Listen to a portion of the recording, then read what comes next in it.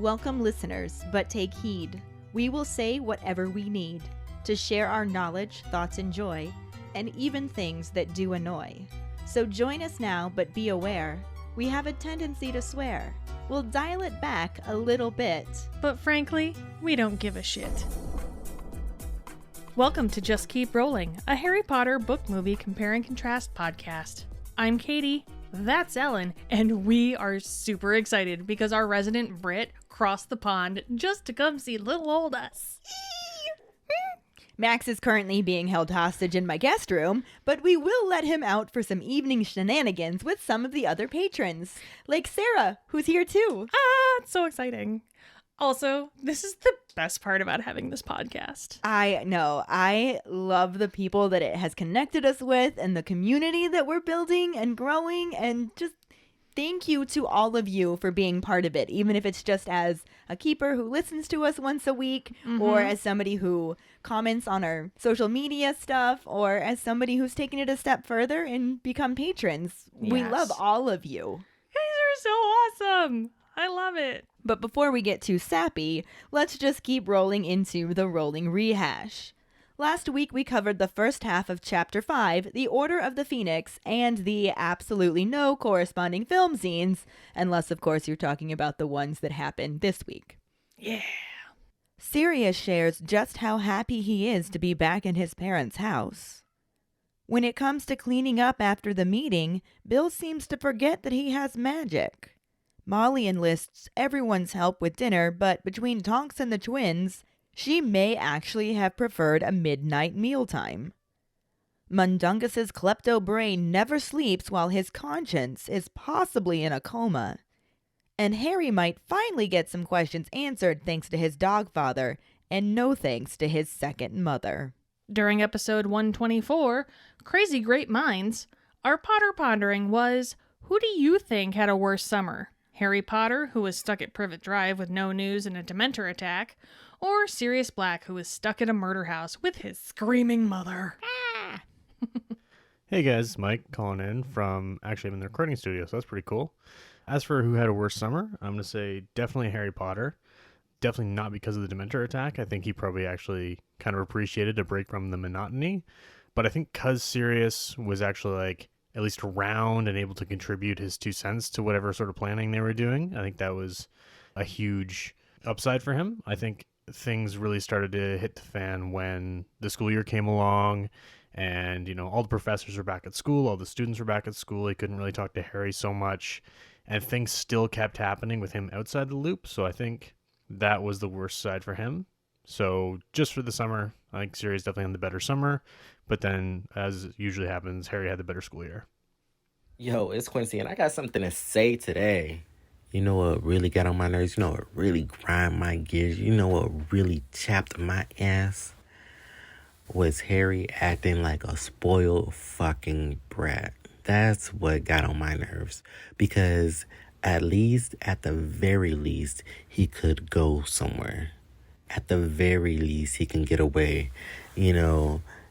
Him complaining about not knowing what was going on, it's not like he could have done anything. You see, that's Harry's problem. Harry wanted to be up in everybody's business. Instead of understanding that, dude, you are 15, let the grown-ups handle the dangerous shit for right now, and you live your life to the fucking fullest. Harry wanted to be all up in everybody's business. He wanted to know what was going on. Okay, so what? Sirius knew what was going on. He couldn't do shit about it. Sirius had to stay in the house and clean. So what were you going to do with the information of knowing what was going on? What were you going to do with that information? Not a damn thing.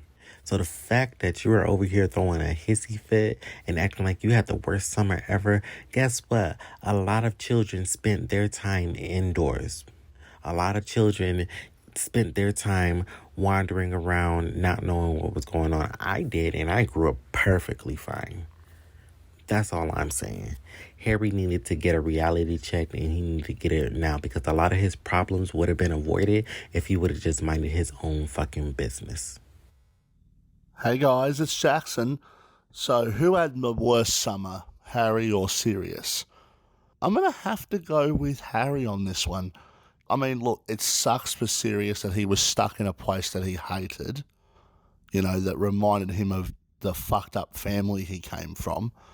But he was still a vital part of the Order. He still participated. He was still told what was going on. Harry was stuck with nothing, no news, not being allowed to know what's going on, all on Dumbledore's orders. I mean, yeah, we hear Dumbledore's reasoning for it later on, but at this point we don't know that, and Harry's just been stuck and not knowing stuff that he had a right to know. So, yeah, Harry had the worst of the summers.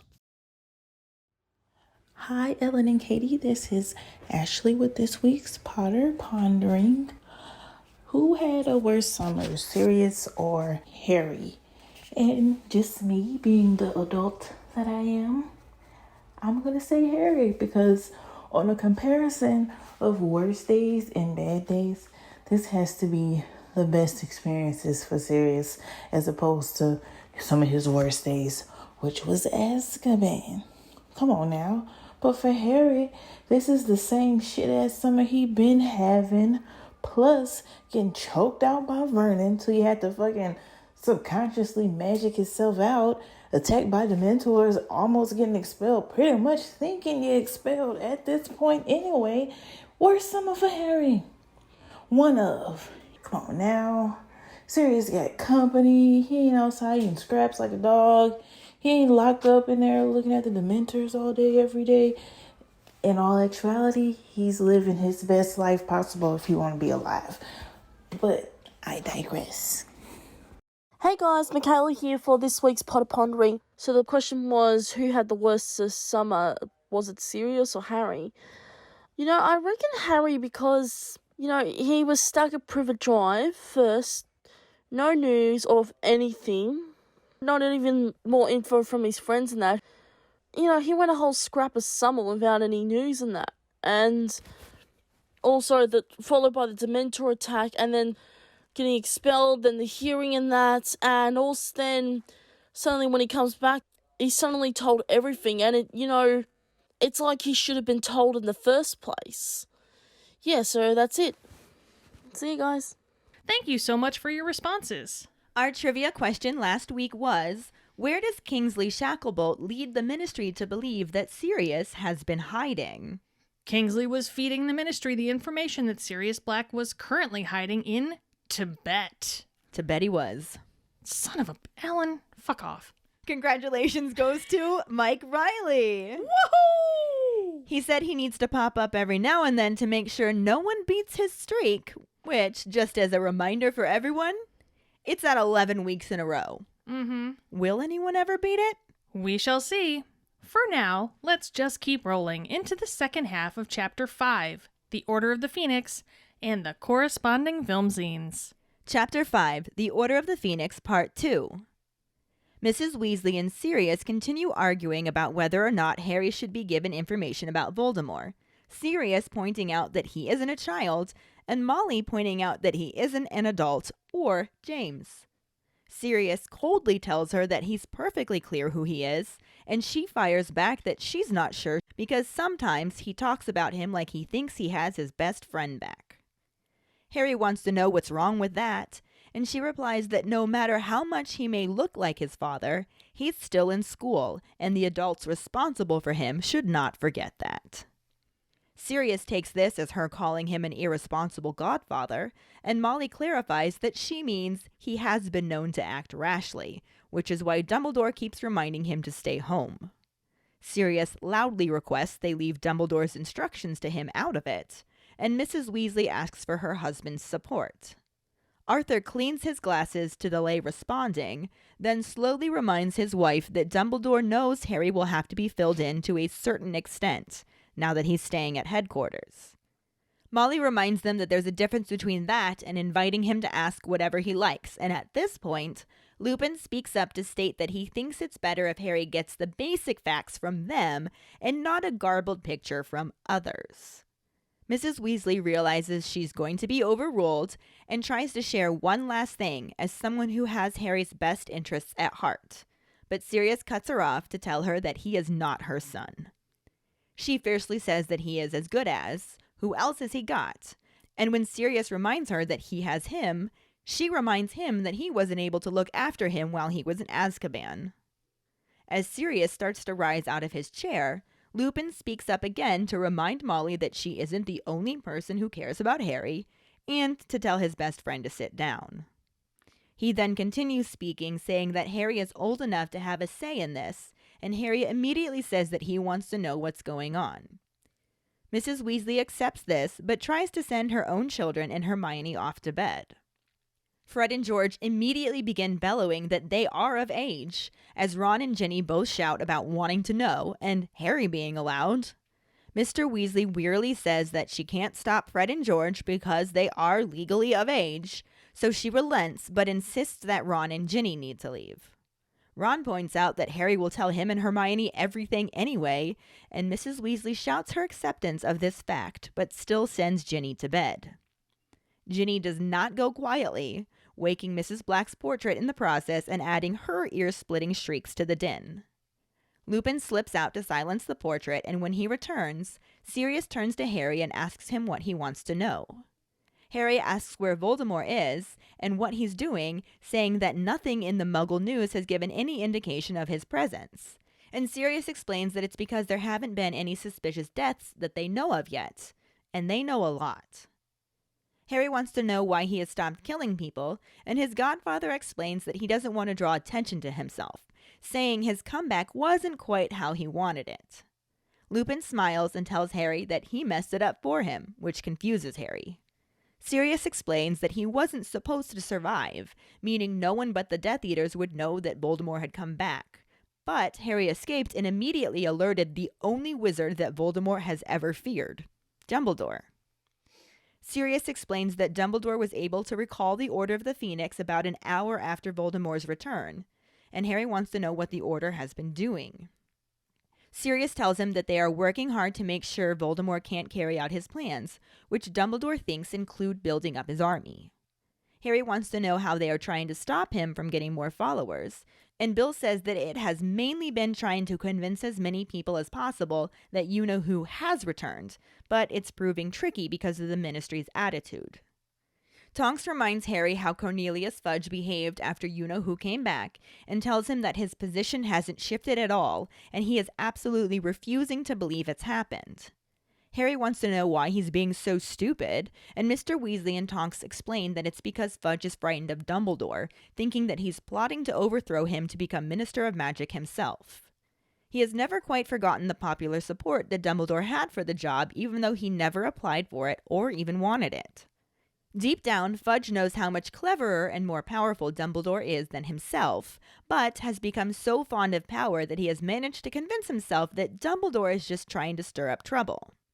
He doesn't want to face the trouble the Ministry hasn't had to cope with for nearly 14 years, and while the Ministry is insisting that there is nothing to fear from Voldemort, it makes it more difficult for the Order to convince people that there is. Since the Ministry is also leaning heavily on the Daily Prophet to avoid printing any of what they are calling Dumbledore's rumor-mongering, most of the wizarding world doesn't even know anything has happened, making them easy targets for the Imperius Curse. Harry asks the present members of the Order if they are telling people, and they all smile humorlessly. Sirius points out that everyone thinks he's a mass murderer, so he can't exactly go hand out leaflets. Lupin says that as a werewolf, he's not a popular dinner guest. Tonks and Arthur would lose their jobs at the Ministry if they started talking, and it's really important to keep spies in the Ministry. Mr. Weasley shares that they've been able to recruit some new people, like Tonks and also Kingsley, who has been a real asset since he's in charge of the hunt for Sirius and has been feeding the Ministry information that he's in Tibet. But it basically just leaves Dumbledore to put the news out there, and it's gotten him in a lot of trouble because now they're trying to discredit him. He's been voted out of the chairmanship of the International Confederation of Wizards, has been demoted from Chief Warlock of the Wizengamot, and they're talking about taking away his Order of Merlin First Class, too. Bill grins and says that Dumbledore doesn't really care, as long as they don't take him off the chocolate frog cards. But Mr. Weasley points out that it is no laughing matter, because carrying on like this could land Dumbledore in Azkaban, which is the last thing they'd want. Harry figures that the news is bound to get out eventually if Voldemort is trying to recruit followers, but Sirius reminds him that he is well practiced at operating in secrecy. Plus, he has other plans too. Harry wants to know what he's after aside from followers, and Sirius vaguely explains that it's something like a weapon that he can only get by stealth, something that he didn't have last time. When Harry asks if it's something worse than Avada Kedavra, Mrs. Weasley speaks up again to stop the conversation. She insists Harry, Fred, George, Ron, and Hermione all head to bed and snarls a shutdown when Fred tries to argue. Trembling slightly, she looks at Sirius and says he's given Harry plenty of information anymore and they may as well just induct him into the order straight away.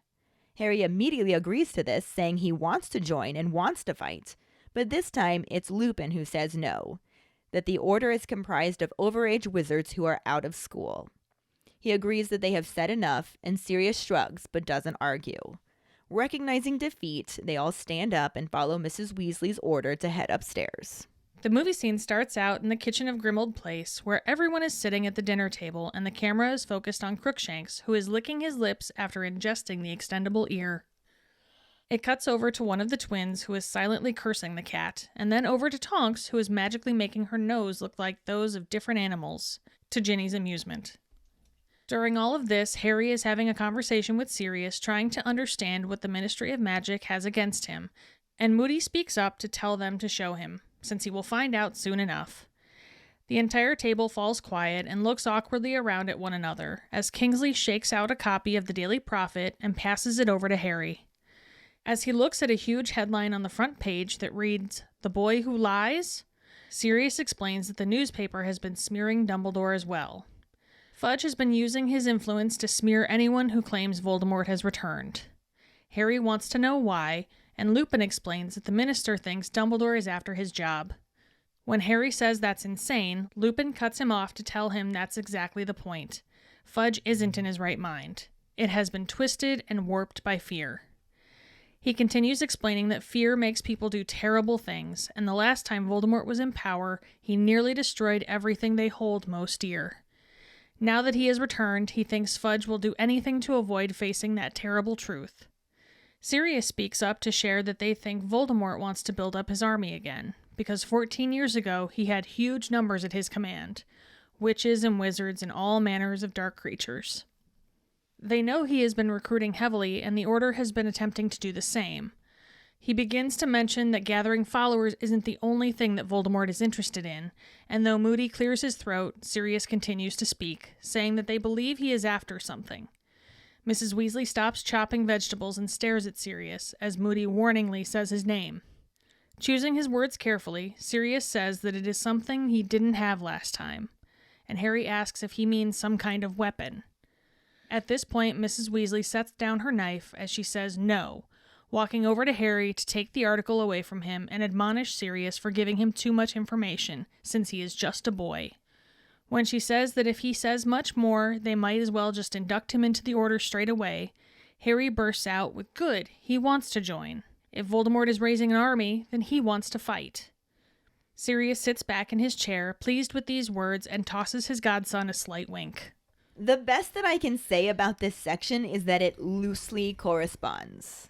Yeah. We did the best we could to line this part up. Like we said last week, some of the things that happen in this section of the movie actually happen in the first half of the book chapter, but I mean, it was impossible to split and keep them perfectly lined up because of the way they had significantly streamlined this movie scene. Yeah. The location and general timing's the same in the kitchen at Grimmauld Place. Sure. But as we already learned last week, in the book, they've eaten dinner. Yeah. And Mrs. Weasley was just about to send everyone off to bed before Sirius stops her and basically invites Harry to ask some questions. Which I'm sure she was not a fan of. Oh, we're about to talk about that. Right. And as you heard in our summary in the movie, Harry does get to ask some questions, but it isn't quite the same to do as in the book. Plus, it happens as Mrs. Weasley is preparing for dinner, so there is that minor timeline change. At least it isn't one that changes the whole story. Yeah, That's there is something. that, yeah. So the movie scene joins us back in Grimmauld Place at dinner time with everyone sitting around the table. Ding. Ding. Yeah.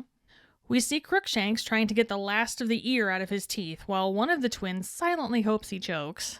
Not really that silently. It wasn't. His face was screaming. It really was. Down the table, in a lighter mood, is Tonks, who is changing her face into different animals to make Ginny laugh. And this is what we were talking about last week when Tonks was changing her nose. But the book definitely made it sound more like she was just changing it into different human noses. Yeah. Like, not specifically animals. It was like a pig nose, not a pig-like nose. It was a pig nose. It was a pig nose and then a duck bill. Yeah, like... But sure, okay. You kind of got the gist in there. Why not? Yeah. I mean, considering they never actually said what Tonks is. Yeah. That's about the closest that you got was, oh, look, she can change her face. It was more like an Easter egg than it was an actual storyline. Right. It had nothing to do with anything. Do with anything, exactly. Meh. Sure, why not? Like I said. Mm-hmm. Meanwhile, Harry is having a conversation with some of the Order members, trying to understand what the hell is going on, because the Ministry didn't hate him last year. Like, he was in his own mind for a while, but he was pretty sure the Ministry didn't fucking hate him. At least not publicly. Yeah, exactly. Moody finally cuts in and tells them to show him, seeing as how he's probably going to find out sooner or later. And it'll be more than likely sooner. Yeah. You know? Once you go back to school, kids talk. Oh, he's not even going to make it to the train before he finds out. Exactly. But it should probably come from them. If he's going to hear it... Might soften the blow. You know, yeah. He'd at least have people who know what's going on and not just kids being dicks. Yeah. You know. A hush falls over the table and everyone looks around as Kingsley hands Harry a copy of the Daily Prophet, which has a huge-ass headline reading, "The Boy Who Lies?" Big question mark.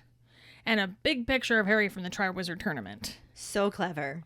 They dropped the V from The Boy Who Lives to get The Boy Who Lies. Oh, they're real finger cuts there, aren't they? No, I bet someone over there was so pleased with themselves for thinking of that. Now do you see how irritating it is when you're so pleased with your little puns, Ellen? I don't see the correlation. Oh, I do.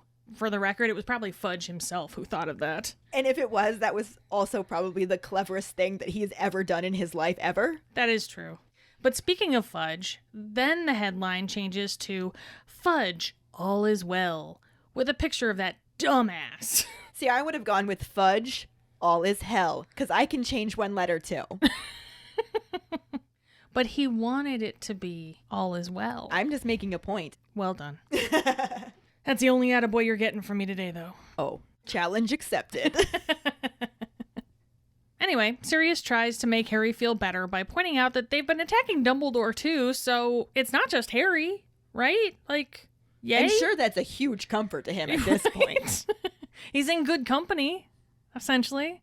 I mean, really, it's anyone who says Voldemort has returned, because you don't want that shit out. Right, it's all is well, not all is hell. Exactly. Except that it is all is hell. Except in reality.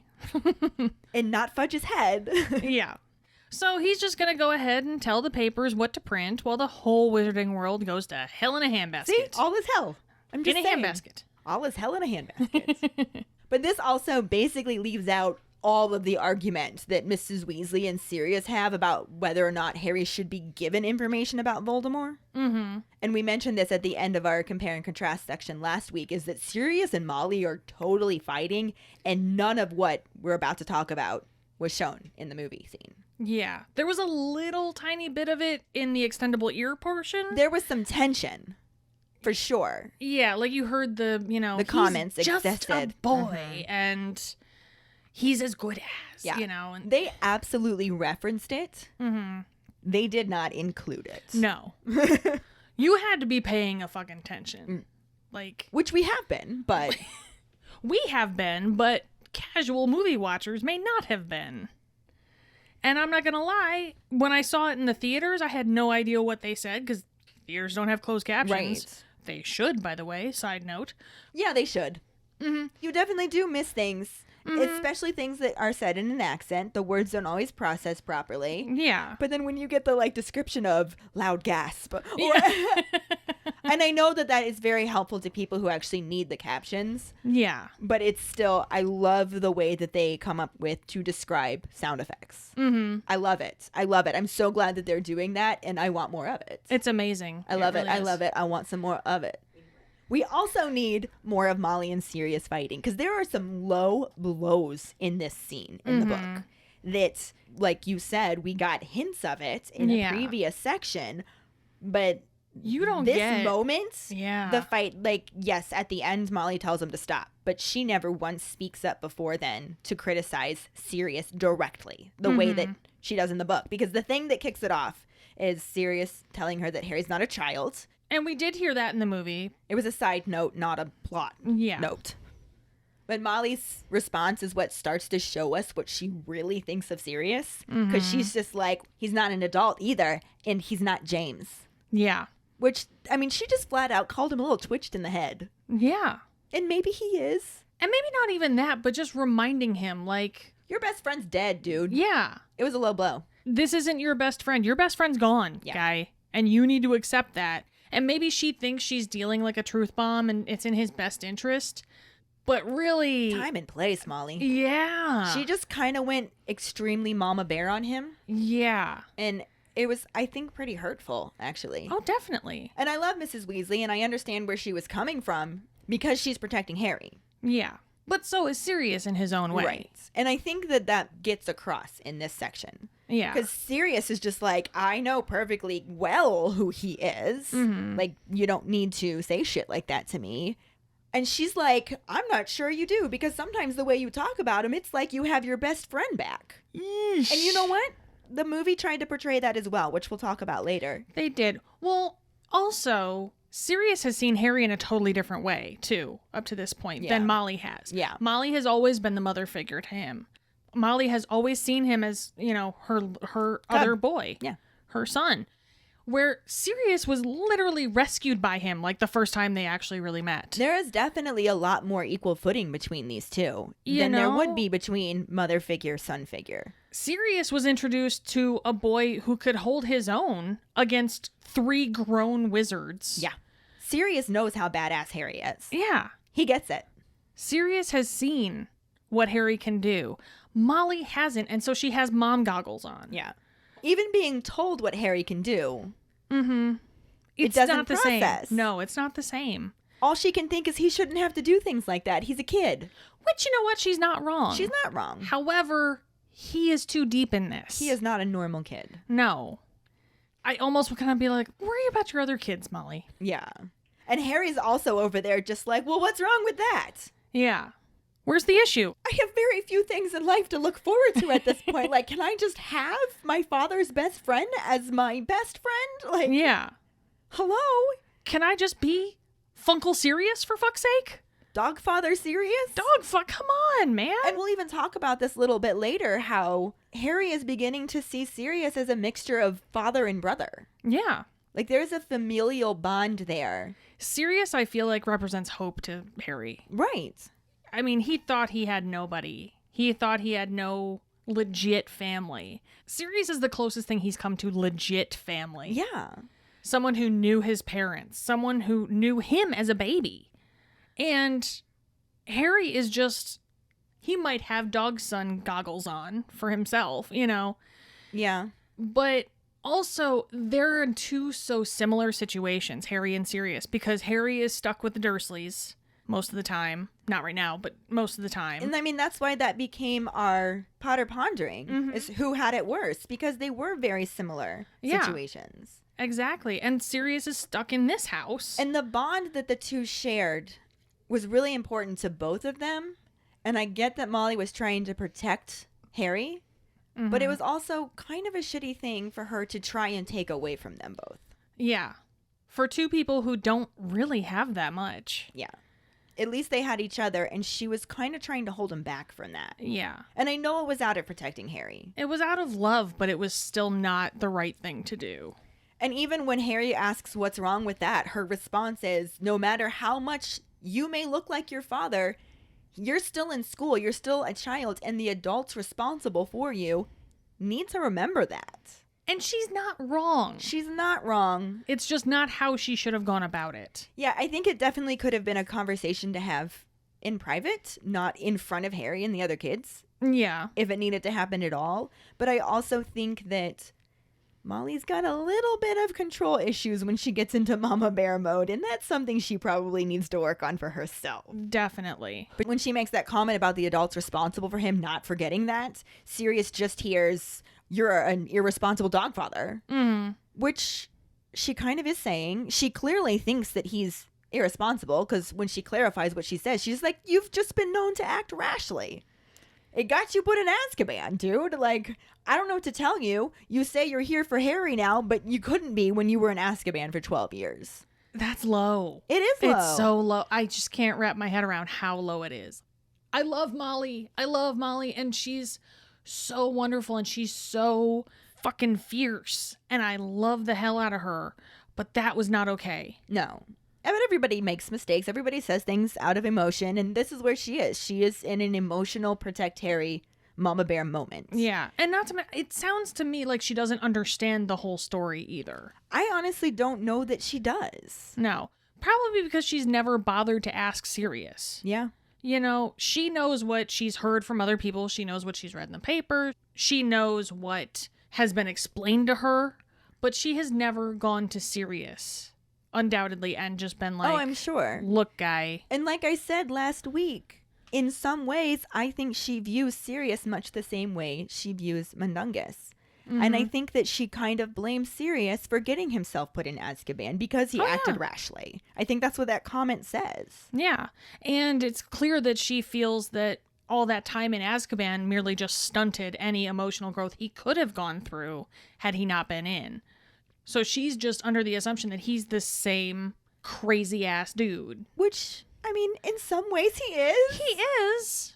But he also makes some very valid points that she refuses to accept and see. Yeah. And I think that she's ignoring the fact that Sirius deserves sympathy too. Mm-hmm. He has had a really rough life and has no one and is stuck back in the house that he desperately tried to get away from. Yeah.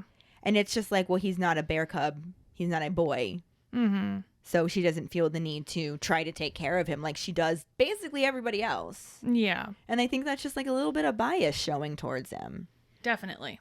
But she tells him that, like, all of this is why Dumbledore keeps telling you to stay home. And Sirius is just like, can we not talk about Dumbledore's instructions to me? Mm-hmm. Like, that has nothing to do with what we can tell Harry or not tell Harry. Yeah. And Mrs. Weasley at this point is just like, Arthur, back me up here. Arthur's just in the corner going, right, as the peacekeeper. He actually takes his glasses off and starts polishing them, just really focusing on that. Maybe something will come to me the longer that I do this. right? And eventually he's just like, look, Molly, Dumbledore knows that Harry's gonna have to get some information now that he's literally staying here. We can't keep him in the dark. Mm-hmm. Things have changed a bit. He's here at headquarters, so we gotta fill him in. And Molly's just like, but there's a difference between just filling him in and inviting him to ask whatever the fuck he wants. I mean, he can ask what the fuck he wants, but you don't have to answer. Right. Like, you can't just shut down and be like, well, you can ask certain questions from this list of prescribed questions that we have written out for you. And Harry doesn't even know what to ask at this point. He's so oblivious to everything. Yeah. He's going to ask really basic, generic questions. He'll get some answers. He'll be satisfied. Mm-hmm. This is the first time he's been within arm's reach of any information since the end of school. Right. Information beyond Dumbledore made us promise not to tell you and Order of the Phoenix. Yeah, like he's just found out that everybody basically hates him. Everyone who reads the Daily Prophet, at least. Like, he's just been made aware of certain things that he had no idea about, partially because he was a little too thick to actually read between the lines literally. And maybe, just maybe, all of that information is going to get to him anyway, like they say in the movie, which we'll get to. But maybe, just maybe, you know, talk to him, have a conversation with him, support him through that shit. Yeah. Instead of trying to hide it from him. Yeah. This is what irritates me the most, is like, I get not telling him certain things. especially with Dumbledore kind of having the inkling that Something's going on in his head and all that. So I get not telling him everything. But you can still lay out some basic facts for him. Absolutely. And that's even what Lupin says, because he speaks up to say it's probably better if Harry gets the basic picture from us instead of a garbled one from others. Yeah. And the way that he says others, Harry's just like, oh, Lupin knows that there's still some extendable ears. Right. Lupin knows what Crookshanks was snacking on, in the movie at least. And this sentiment is kind of seen in the movie because Moody made that comment about showing him the newspaper. Yeah. Because it's better he hears it from them. Yeah. But it's still quite a bit different. As per usual. But Mrs. Weasley's just like, well, it's obvious I'm going to be overruled. So she just makes one last ditch effort to drive her point home. And she's just like, as someone who has Harry's best interest at heart. And this is when Sirius is just like, he's not your son. And she makes the, he's as good as. Which was in the movie, like we were saying. Wondering who else he's got. Yeah, that was mentioned very much in passing. In passing. Again, if you didn't have subtitles on, you were probably going to miss it. Right. And that's when Sirius is just like, he has me. And then Molly, like I said earlier, makes that comment about how he wasn't able to look after him while he was in Azkaban and just like, you know, twist the knife a little bit. Yeah. Pours some salt on the wound. Yeah, a squeezes bit. a lemon. You know, all stuff that Sirius may be doing in his own mind himself. Oh, for sure. But it's so much worse when it comes from the outside. Yeah. Sirius has to be beating himself up. Oh, over for sure. Everything. Especially still. since that's all he can do. All he can do is sit around and stew in all of the ways that he has messed up that has gotten him to that point. Yeah. I'm going to go cry for Sirius. Hold on. I know, right? But yeah, we all went through quarantine, guys. We know what happens. And he didn't even have Netflix to binge. Exactly. He didn't have Netflix. He didn't have Spotify. He didn't have TikTok. He had Buckbeak. He had Buckbeak. That was it. That can only be And his entertaining mother's for so portrait and creature. long. Right? Woo. Great. In a murder house. In a murder house. In a goddamn murder house that he hated growing up in and is now stuck in. We found our Potter pondering. I don't even know which would be worse for Sirius, being trapped back at his childhood home or being in Azkaban. You know what? Which one would be worse for him? Which one sucks more happiness? But yeah, so that's what I want to know. That'll be our Potter pondering. Obviously, Molly's comment upset Sirius, and he just full on stands up.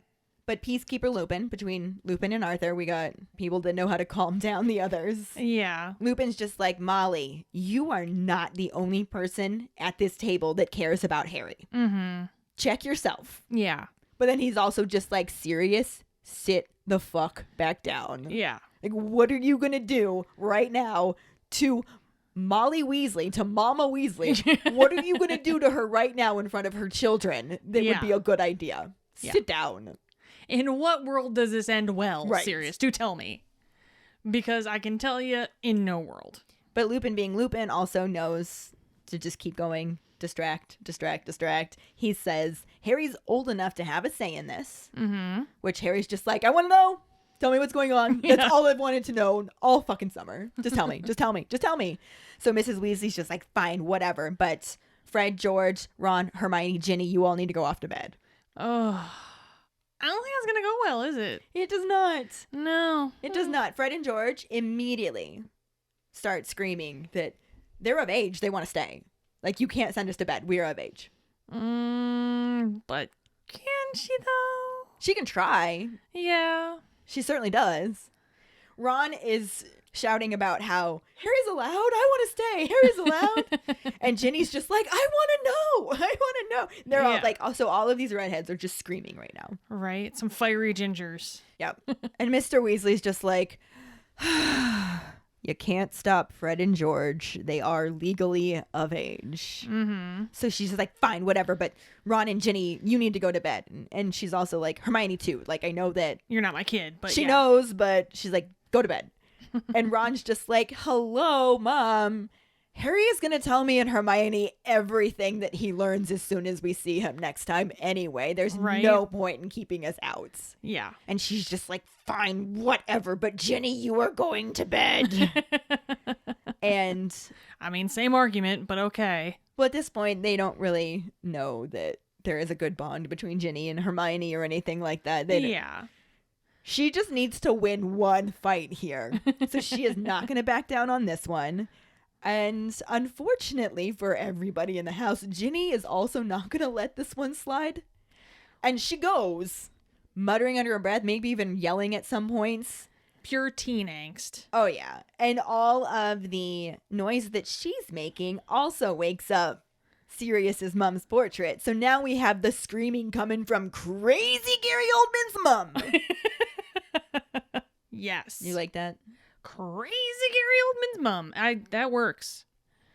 But yeah, she's not pulling any punches.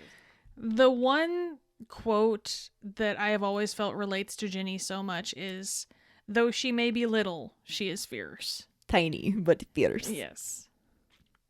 I can't blame her. No. Could you imagine being the one sibling that doesn't get to Christ. stay and hear the information when it's a 1 year age difference? I'd lose my shit. And girls are more mature than boys typically anyway. Right? Like, that is 100% Mama Weasley making it a point and just asserting some kind of dominance in some way because she has no control over anything else, and shit's scary for her right now. Yeah.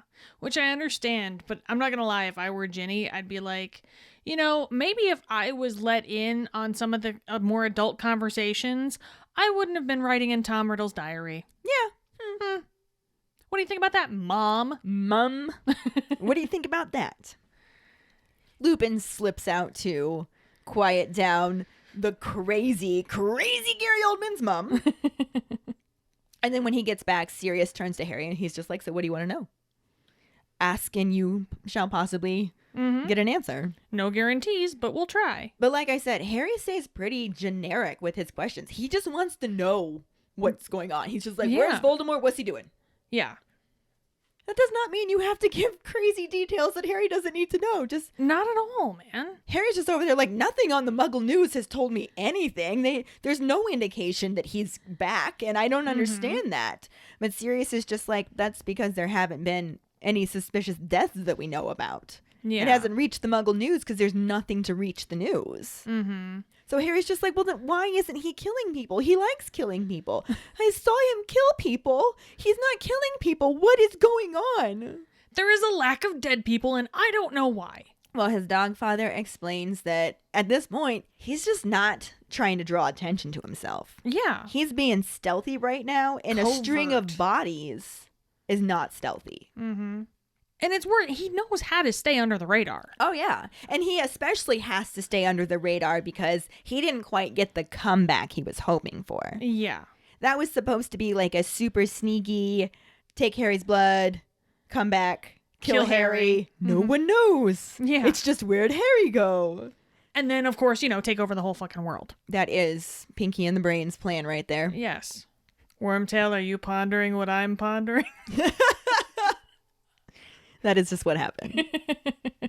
Lupin explains to Harry that you're actually the one that messed it up for him. Mm-hmm. It's like his comeback didn't quite work out because you were never supposed to survive. Yeah. Way to go. But since you escaped and then immediately told the one person that Voldemort never wanted to know, Mm-hmm. you kind of screwed things up for him. Good on you. Yeah. So yay, on one hand. But it didn't quite go over as shockingly as you would have thought. No, it didn't quite work out properly, but there are benefits to it, like alerting Dumbledore almost immediately after his return allowed Dumbledore to start the Order of the Phoenix back up within an hour of Voldemort's return. Yeah. Like, that was almost an instantaneous, oh, Voldemort's back, Order of the Phoenix, let's take this bitch down. Yeah. Got right under that fire and just lit it. Yep. And when you're talking about the fucking Dark Lord coming back, seconds matter. Yes. Yes. But bringing up the Order of the Phoenix now has Harry wanting to know what they've been doing. Mm-hmm. So Sirius explains that their main thing is to just block Voldemort's plans in any way that they can. Yeah. And Dumbledore thinks that one of his main goals is to build an army back up. Usually the correct next step. Yeah. Right. You come back from the dead, essentially. As far as anybody knows, you're not going to have a lot of followers because they think you're dead. You got to Yeah. get those back. You know, you gotta get that phone tree going. Right. You know, get everyone to call everyone else and let them know, hey, we're back in action. Have you heard about our Dark Lord and Savior? Have you accepted our Dark Lord as your personal savior? Oh, no. No. Have you accepted our Dark Lord as your personal savior killer?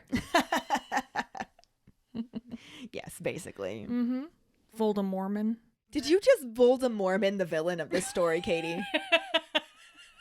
So anyway, well, Voldemormon is trying to go door to door and build up his followers.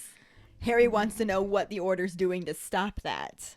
That's a logical question. Right. Like, what are you doing to stop that? And Bill's like, well, mostly it's been trying to convince as many people as possible that you know who is back, because if they know he's back, they can protect themselves to a certain extent of being imperious or something. Yeah. Because that's how he gets a lot of his followers. He steals them. Yeah. He does not play fair.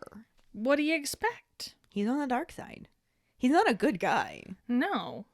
He's not exactly someone you would think of when you hear the words fair fight. No. You know? But anyway, Bill says they're trying to convince as many people as possible, but that is proving tricky because of the Ministry's attitude. Mm-hmm. Yeah, and not even a little bit of that happens in the movie. No. Like you said, no argument between Molly and Sirius, no protests from the Weasley kids, no tantrums from Ginny that wake up Mrs. Crazy Gary Oldman's mom. Partially because there was no Crazy Gary Oldman's mom in the movie, which, boo. Boo. Also, Harry doesn't even really ask any questions. He's just freely given some information about what it is that he'll find out eventually. Like, he's understandably confused, considering that movie Harry doesn't even get the prophet delivered, so... Yeah. But then the information that he learns in the Daily Prophet in this section does correspond with what book Harry learned from Ron, Hermione, Ginny, Fred, and George in the first half of this chapter. So at least they got the information in there a bit. Yeah, a little bit. And it does kind of end up lining this part of the conversation that happens in the book. So having that information given here keeps it on track, because they do make reference to it. When Tonks reminds Harry how Corny Fudge has been acting. Like, you remember how he reacted when you first told him you know who came back? Yeah, that hasn't changed. Mm-hmm. Dude's still being completely irrational about it. Mm-hmm. And refuses to believe anything that has happened. Yeah, things haven't gotten better, guy. And Harry's just like, but why is he being so stupid? Did you just hear the sentence you said, guy? I mean... answers in the question. Yeah. Just saying. And then Mr. Weasley and Tonks are both trying to explain that it's because Fudge is scared of Dumbledore. He literally thinks that Dumbledore is plotting to overthrow him so that he can become Minister of Magic himself. And Harry's just like, but why is he being so stupid? Like, nobody in their right mind would think that Dumbledore wants to be Minister of Magic. Yeah. And why would you think that Dumbledore wanted to be Minister of Magic and not pay any attention to the person who legitimately does want to rule the wizarding world? Yeah. I feel like even if Harry were wrong, that would be something I would at least want to check on. Right. Do you know what I mean? Right.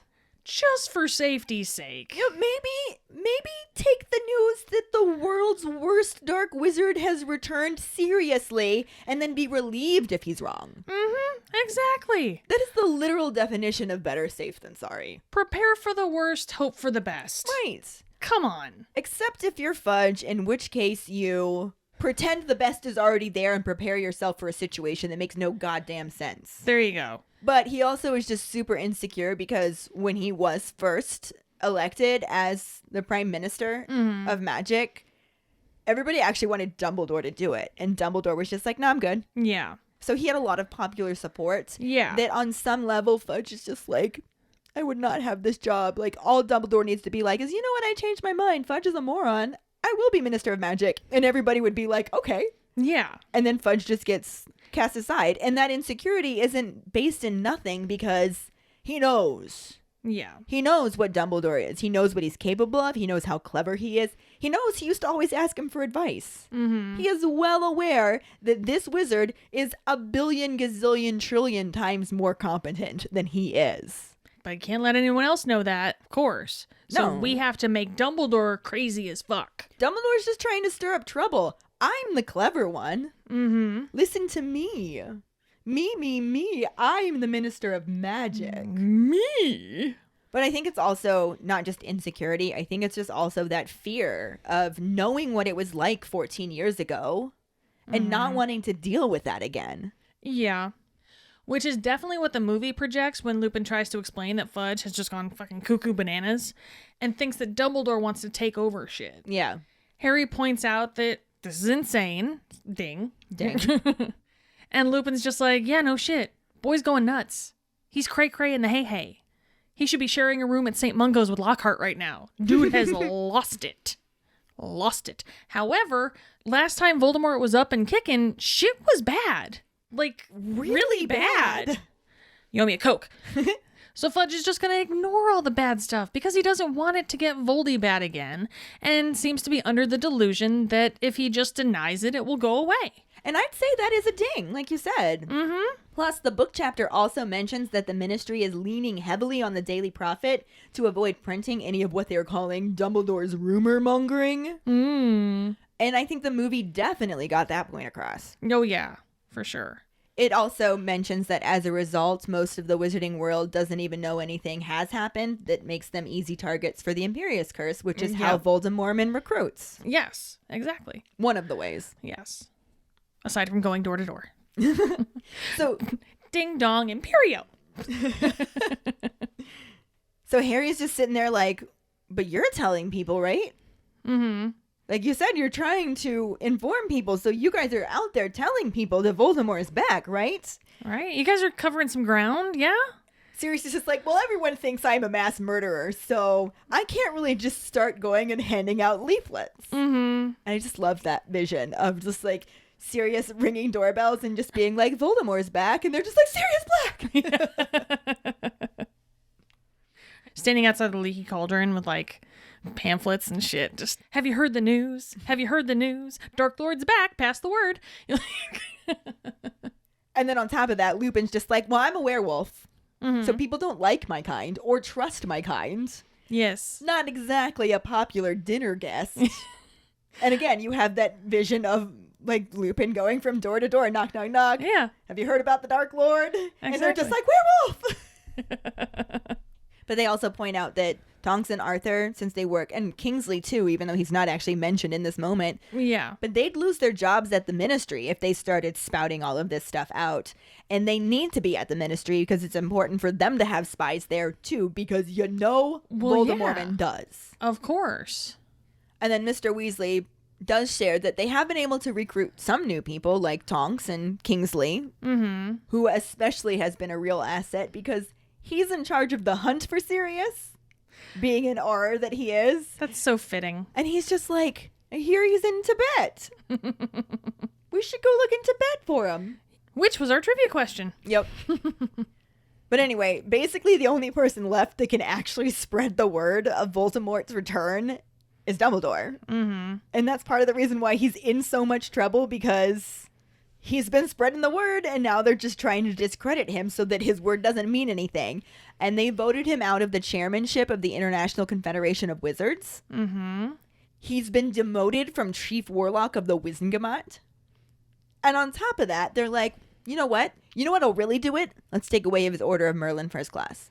That's like half his name right there, Ellen. I know. I know his full name. Professor Albus Percival Wulfric Brian Dumbledore, Order of Merlin First Class, Headmaster of Hogwarts School of Witchcraft and Wizardry, Supreme Mugwump of the International Confederation of Wizards, and Chief Warlock of the Wizengamot. They took away the last two, and now they're trying to take away his actual Order of Merlin First Class. He would just be Professor Albus Percival Wulfric Brian Dumbledore, Headmaster of Hogwarts School of Witchcraft and Wizardry. That's it. That sounds so short. I know. I didn't even run out of breath saying that. Poor Dumbledore. Although Bill is just like, but he says as long as they don't take him off the chocolate frog cards, he's fine. You know what? He's got his priorities, and that's the important thing. That is the important thing. Although Arthur's just like, this is not a laughing matter, Bill.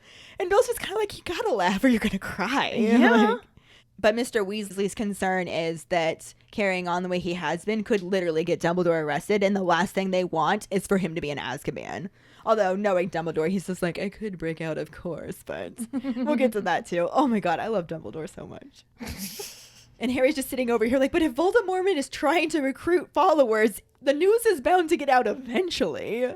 Theoretically, yes. However, Dogfather reminds him that Voldemort is well practiced in operating in secrecy. Yeah. And he has other plans too. Dun dun dun. This is fairly similar to the movie. So, Yay! dingy kind of thing. Dingish. Dingish. Ding adjacent. Sirius points out that the last time everything went down, Voldemort had huge numbers because there were a lot of dicks. And not just witches and wizards, but like super bad guys. Like the worst of the worst creatures you can imagine. All the baddies. All of them. All the baddies. So he's looking to do that again, and he's out there with some good old Uncle Voldy posters telling the assholes that they can just be all the assholes they can be. We want you. We want you. We want you. We want you as a Death Eater. No. Voldemormon. But yeah, and the Order is trying to do the same, but there's other shit going on as well. Sirius starts to mention that gathering followers isn't the only thing that Voldemormon wants to do, and Moody clears his throat in an obvious attempt to get Sirius to shut the fuck up. Like, fuck off. Stop it. On the egret say.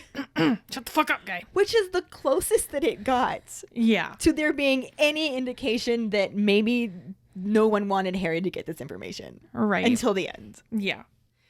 But that doesn't matter because Dogfather is just feeling a bit more chatty at the moment. Yeah. And he continues on saying that they think he's after something, which, I mean, yeah, no shit. Yes, thank you for that incredibly vague description of he's after something. Yeah. Really? Of course he is. Aside from followers? A nose, maybe? I mean, he's probably after a lot of things. Yeah. It's Harry for sure. definitely Harry. A way to kill Harry. Like, there's a lot of shit that the man could be after. Yeah. But at this point, Mrs. Weasley, who is chopping vegetables, just stops. And she's like, Guy, you need to shut the fuck up. And Moody just warningly is like, Serious? Serious. In that gruff and grumble. Yeah. Moody voice, which doesn't Yeah. happen in the book because he's not present for this scene. No, not at all. He dropped Harry off and stayed for the meeting and then left, basically. Mm-hmm. But Sirius, he's going to keep choosing his words carefully. He says that, it's something he didn't have last time. Again, very vague. Very vague. Super vague. This situation is not just handing Harry all of the answers to all of the questions. And the vagueness is just ramping up Harry's meddling. Oh, yeah. Metal activate. Yeah. Oh, my goodness. Well, he hasn't really gotten to use it all summer, so... He's tried. He's tried. The closest he's gotten to express his meddling desires is to lay underneath windowsills and listen into the news. Unless you're watching the movie, in which case he hasn't gotten to do anything. No, nothing. So Harry's like trying to play like the $25,000 pyramid, and he's like, things you would dress a monkey up in. 20 questions. Like, things you would say in Paris. Is it a mineral? Some kind of weapon. There we go. Bing. Okay. Yes. And aside from the fact that, like I said, Moody isn't in this part of the chapter, it is kind of similar to the book. Because Harry wants to know what Voldemormon is after aside from followers, and Sirius vaguely explains that it's something like a weapon, also saying that something he can only get by stealth, something he didn't have last time. So we're dingish here as well. This is ding adjacent. Yes, definitely. And then Harry's just like, is it something worse than Avada Kedavra?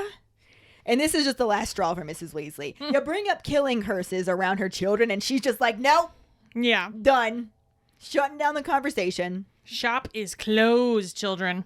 And she tells all of the kids to go to bed, which, of course, Fred tries to argue. He's like, Of you course. can't boss us around. We're of age. And she's like, watch me. Molly's got the mom look locked and loaded right there. Just like, try me. And it was enough that they actually did not try and argue further than that. And they kind of recognized their defeat. And then she looks at Sirius and it's like, that's plenty. We're done here. Any more information and you may as well just induct him into the order. Yeah. And similarly, though not quite in the same angry fashion in the movie, Mrs. Weasley sets down her knife and says, no. I would just half expect her to just stab it into the cutting board. Right? I mean, she was not happy, but That's what I would have done, man. But she's just like, no, this isn't happening. She takes the article away, and she reminds Sirius that he's just a boy. Quit telling him shit, This dude. is too much information. This is too much, man. If you tell him anymore, you might as well just give him the oath or whatever they do to induct into the order and just share all the fucking secrets with him. Which, that's another thing. It's pretty similar. Mm-hmm. And Harry's just like, yeah. Mm-hmm. But and, like in both, he really does this. But in the book especially, he's just like, yeah, I want to join. I want to fight. Yeah. And it's actually Lupin who speaks up and says no, that the order is for overage wizards. And Fred and George are like, ah! And Lupin's just like, who are out of school. And he tells Sirius also, I think we have said enough. And Sirius is just like, whatever. But he doesn't, he like shrugs his shoulder, but he doesn't argue anymore. Yeah. He just lets it go. And Harry's just like, lost my allies. Mm-hmm. We really have no choice but to follow Mrs. Weasley's order and go up to bed. So that's where the book chapter ends. Yeah. And in the movie, same exact thing in the book. And Harry's just like, good, I want to join. If Bring it Voldemort's on. building an army, I want to fight. Yeah, bring this shit on. I want to be in on this. And Sirius is just kind of like sitting back like, yeah, see? Told you. See? Huh. He wants to do it. That's not me. He said it. It's him. You heard him. You Just heard what the saying. man said. That's what the man said. You heard what he said. And he looks over at Harry and he gives him like this wink, which I'm not going to lie is sexy as fuck. Oh, dear God. Sexy Gary Oldman. Oh, my Lord. Now that I got to go take a cold shower, that's where we end the movie section for this. And Harry's never actually told that he can't join the order. It's just ended It just cuts there. off. Yeah, it just ends it. Which, okay, fine, whatever. I mean, Yeah. obviously, we know from the rest of the movie that he doesn't join. So. Right.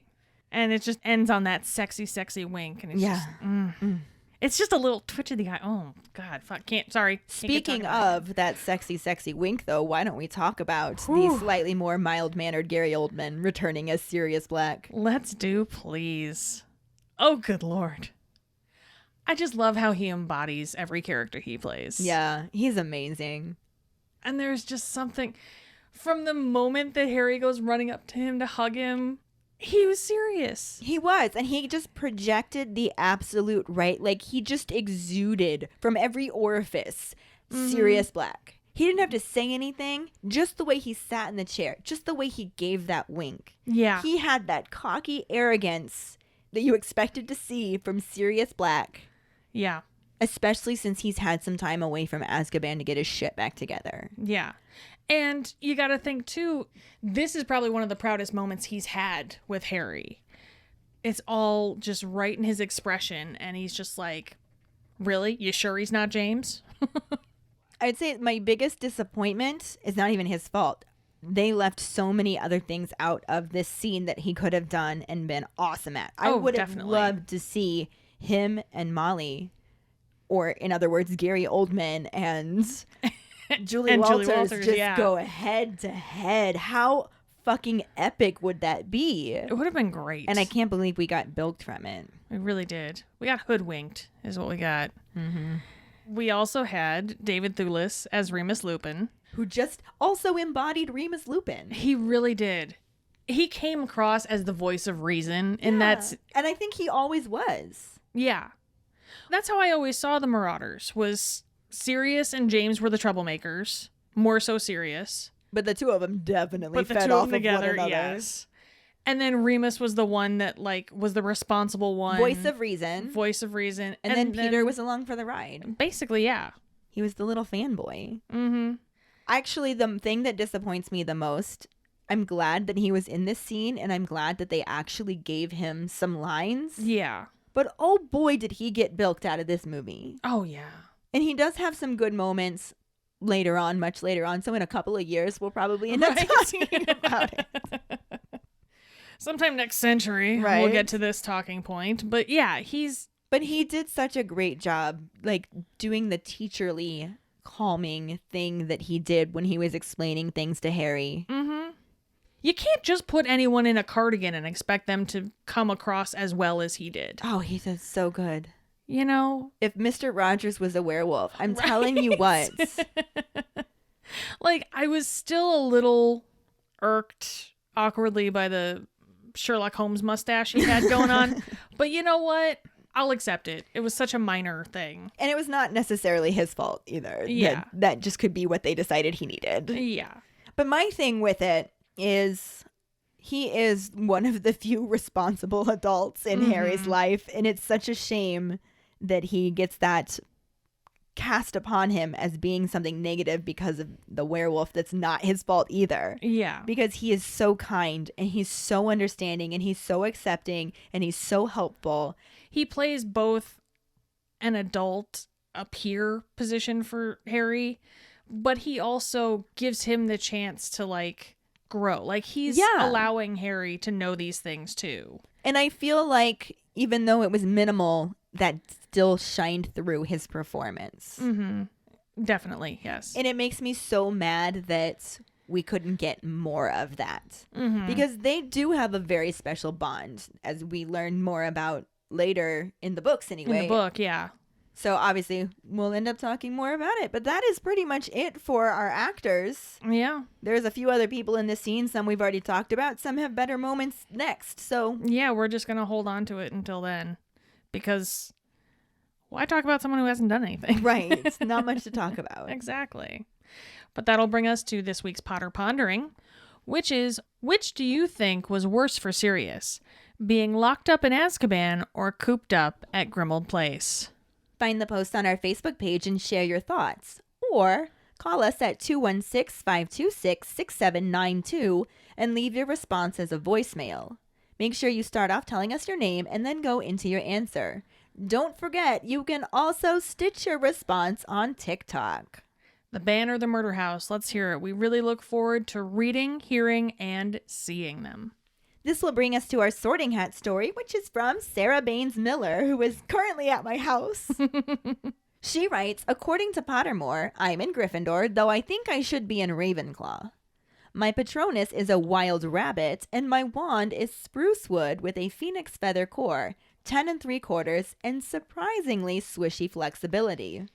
My love of Harry Potter began a little late, in college. My baby sister really missed me. She begged me to read this cool new book she was reading so we could talk about it over the phone. That book ended up being Harry Potter and the Sorcerer's Stone. Since that infamous day in 2004, I have reread the series 19 times. Currently, I'm on my 20th reread of the books, but that's because I got super drunk one night and was ranting about how JKR should just stop writing stupid stuff on Twitter and start rewriting the books from different characters' points of view. Well, one thing led to another, and my BFF dared me to rewrite all of the Harry Potter books, chapter for chapter, from Hermione's perspective. And because I'm a spiteful and stubborn person, I'm doing just that. I've rewritten the first 3 books, and I'm starting the 4th. I'd like to thank Just Keep Rowling podcast and Rum for getting me through the time turner. I love Sarah. She's so talented, too. She's so talented. She's so fucking funny. Oh, my God. It just makes it so enjoyable to read. And she also has this amazing grasp on Hermione's character that makes her even more real. She makes her tolerable to me, so that's an impressive thing. That's saying something. Yeah. So if you haven't had a chance to read them, definitely check them out. We shared the link to the stories on one of our Fan Art Friday posts. So you can go back through those and find the links there. Yep. And thank you so much for sharing your sorting hat story with us, Sarah. Yes, thank you very much. And if any of you other keepers out there listening would like us to read your sorting hat story on a future episode, you can email it to us at justkeeprolling@gmail.com.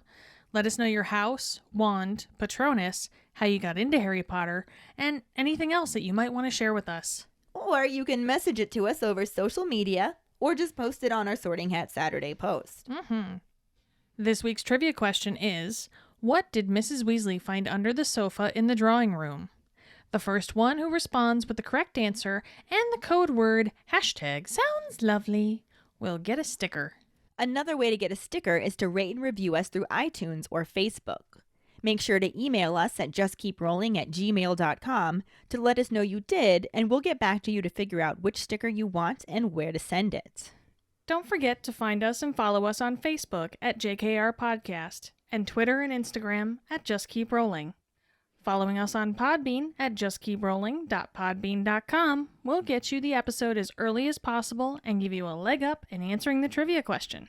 Make sure to check out our website at justkeeprowling.com, and don't forget to subscribe to our YouTube channel.